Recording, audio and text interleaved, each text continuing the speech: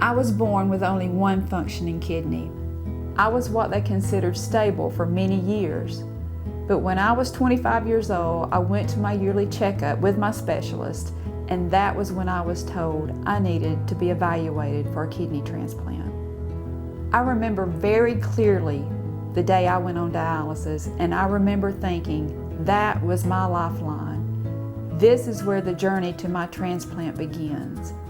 What I learned was that your choices about what to eat and drink while on dialysis can make a difference in how you feel and can make your treatments work better.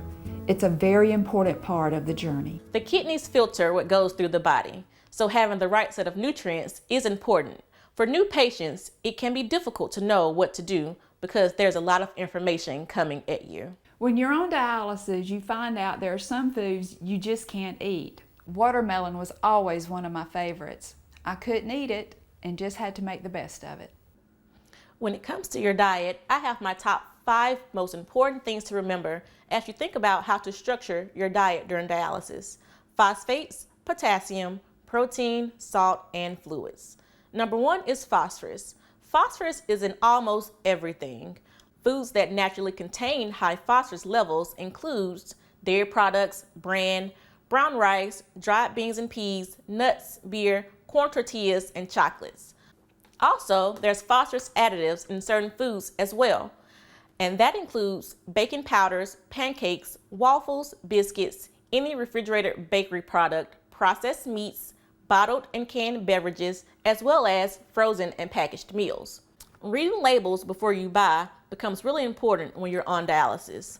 Another important thing to remember in a dialysis diet is limiting potassium. This can be more difficult in spring and summer months because of the fresh fruit and some dried fruits we've grown accustomed to eating during these seasons.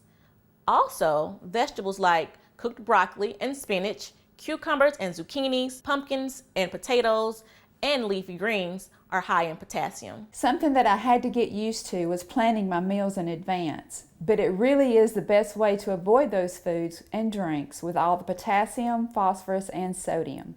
When I got stuck, I didn't hesitate to speak with my renal dietitian. During dialysis, protein is pulled from the blood. So one thing we do encourage is to include protein with every meal and every snack, usually somewhere between 3 to 4 ounces of protein per meal. So some healthy ways to get protein in your diet is with lean cuts of fresh meats. They're typically the best. Fish, fresh pork, and eggs are also good sources of protein.